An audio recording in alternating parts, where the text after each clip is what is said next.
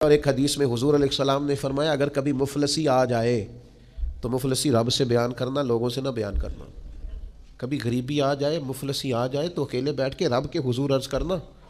हर बंदे के सामने ना रोते फिरना, गुर्बत बड़ी आ गई, हालात बड़े ख़राब हो गए, परेशान बड़ा हो गया, क्या बताऊँ, लुट गए और हालात ने जकड़ लिया, और जनाब क्या बताएं फ़लाँ धोखा दे गया। फरमाया जो मुफलसी लोगों के सामने बयान करेगा अल्लाह उसे गनी नहीं करेगा, तिरमिज़ी में मौजूद है।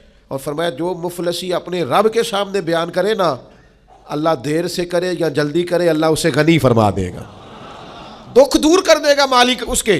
शर्त यह है कि थोड़े से मजबूत हो जाए, जरा थोड़ा सा ना इंसान के पास जो है उसके अंदर वफादार रहे, शानदार रहे। सानू तख्त हज़ारे दी लोड़ की है ते नाले की लगे शहर बबोल दे नाल, असीं ते अपनी बाल के सेकने आ, सानू की लगे किसे होर दे नाल।